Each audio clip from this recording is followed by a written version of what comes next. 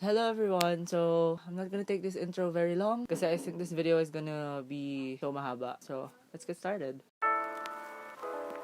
So to those people who are experiencing this type of disorder, you guys are not alone. So you guys might be wondering, what is OCD? So OCD means obsessive compulsive disorder. It is having a tendency towards excessive orderliness, perfectionism, and great attention to detail. Okay, so it is also an anxiety disorder that involves unwanted and repeated thoughts, feelings, ideas, sensations, or obsessions, as well as behaviors that makes them feel driven to do. So basically, it is unable to control their thoughts or activities for more than a short period of time. So most common compulsions of OCD are difficulty throwing things out, hand washing, counting things, checking to see if a door is locked. So the condition is associated with tics, anxiety disorder, and an increased risk of suicide. So if you guys are wondering, is OCD deadly? Is it curable? Well, it's not deadly unless your anxiety tells you to kill yourself. That's why having this type of disorder is really alarming. It's really disturbing.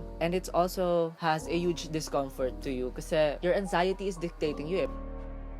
So this type of symptom can affect men, women, and children. So based on my research, some people start having symptoms early, often around puberty, but it usually starts during early adulthood. So in my case, I started being OC when I was in college, or siguro nararamdaman ko na to before, pero hindi pa siya ganun kalala. I mean, I thought I was just being that perfectionist, but it's getting a little worse. I only discovered my OCD when I came across at Lalipon's video. She's discussing about her having an OCD, and our traits are very similar to each other. But the thing is, she has Tourette syndrome, but I don't have that. So having an OCD is very uncomfortable, like really uncomfortable. It feels like all the bad things that's gonna happen around you is your responsibility if I did not do what my anxiety tells me what to do. So my mannerisms are like light switch. So I've been constantly switching lights on and off.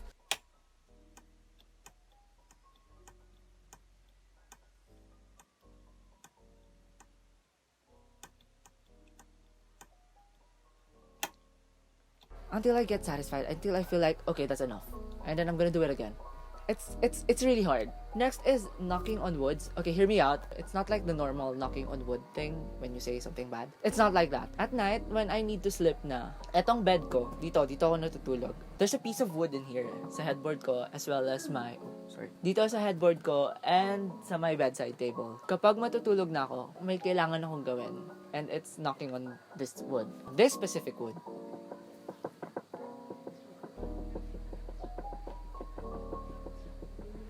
Like that. And on this side too.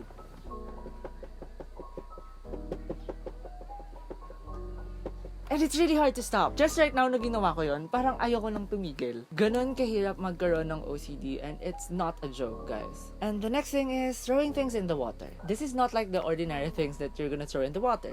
For example is my phone. I always bring my phone sa CR and sa bathroom kasi I always sing. Something always tells me na throw your phone in the water and they'll catch it immediately. Like, who does that, okay? Hanggang kapag hindi ko yung sinunod, there's a huge consequence. There's a negative consequence. Kapag hindi mo ginawa yan, your parents will die. So me being afraid of losing my parents, gagawin ko na lang over and over again. And it's scaring me kasi this is my phone, okay? And I have all my communications here. What if bigla siyang nag-slip sa water like that? Eh di wala na akong phone. So, ang ginagawa ko na lang, nagtitiis na lang ako na acapella yung kinakanta ko. And iniiwan ko na lang to sa room, dito sa kwarto ko or somewhere sa table, sa my kitchen. Just to avoid that type of scenario. And the next thing is difficulty in throwing things out. This is something different. Weird talaga siya, as in, it's hard for me to throw things out kasi it feels like there's a sentimental value on it. When you open my drawer, like, dude, there's some unnecessary things that shouldn't be in there. Like, pati mo ito tinatapon? I just don't want to. You know, it's hard for me to throw things out. It's really, I just don't even know how. So anyway, I come up with some tips for you guys to lessen your OCD at home since we aren't able to go out and it's really still not safe to go to the hospital. And I'm gonna give you guys some tips on how to lessen your OCD while you're at home. are brag. So number 1 is to distract yourself. So do some things that can really distract yourself. Read a book or play musical instruments.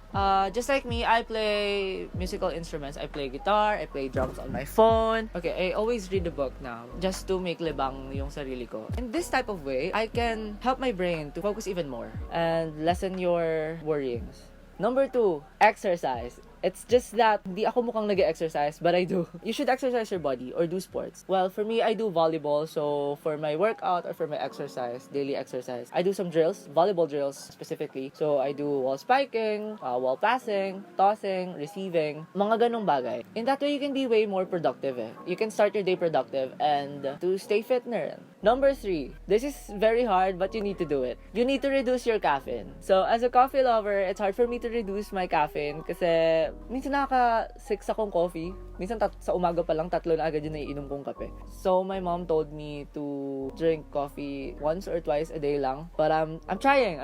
Trust me, I'm trying. So that you can lessen your anxiety then and your palpitation. Kasi minsan kapag kinakabahan ka, nagpa-palpitate ka. So, that's also the other effect of having too much caffeine in your body. Tip number 4, listen to music.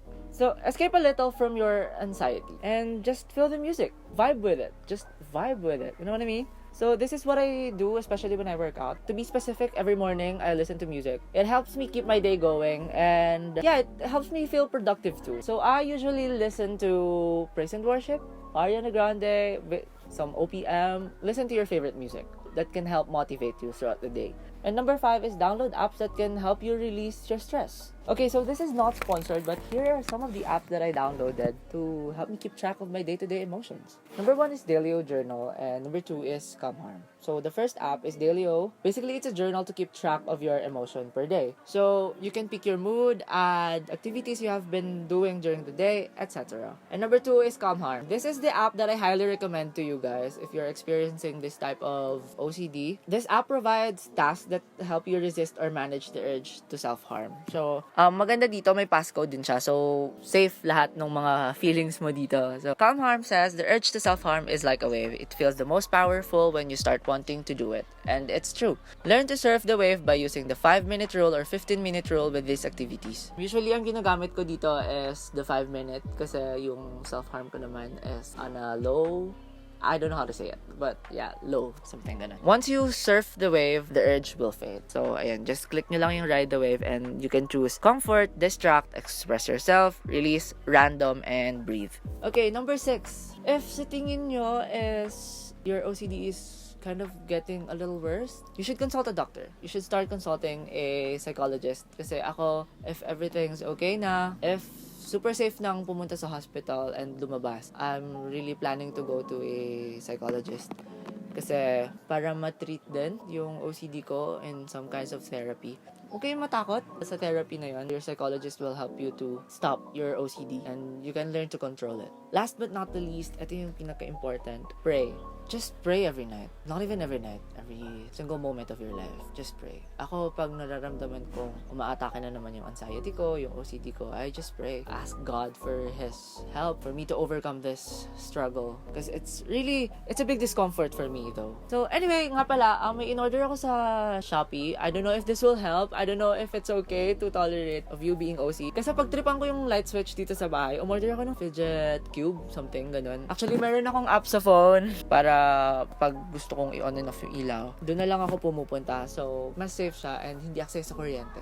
Pero kung gusto nyo rin, ililink ko sa baba kung saan ko siya nabili sa Shopee para you guys can order too. For those people who are watching this internationally, I don't know if there is a fidget cube in Amazon, but I'll try to find it and link it in the description box. So, yun na yung video ko for today and I hope you guys have learned something. Again, if you guys have OCD or if you guys are experiencing OCD, better to consult a doctor na. Kailangan talaga siyang agapan immediately, but you guys can control it at home. And also, may nabasa ako sa internet na almonds can help too, sabi. Pero try din natin. Malay natin it can help because it's not, you know? By the way, if you guys are new here, hi, I'm Seth and I'm the owner of this channel. I mostly do nonsense here on the internet. I upload every Wednesday, Friday, and Sunday. So for those people who have OCD too, we're all in this together.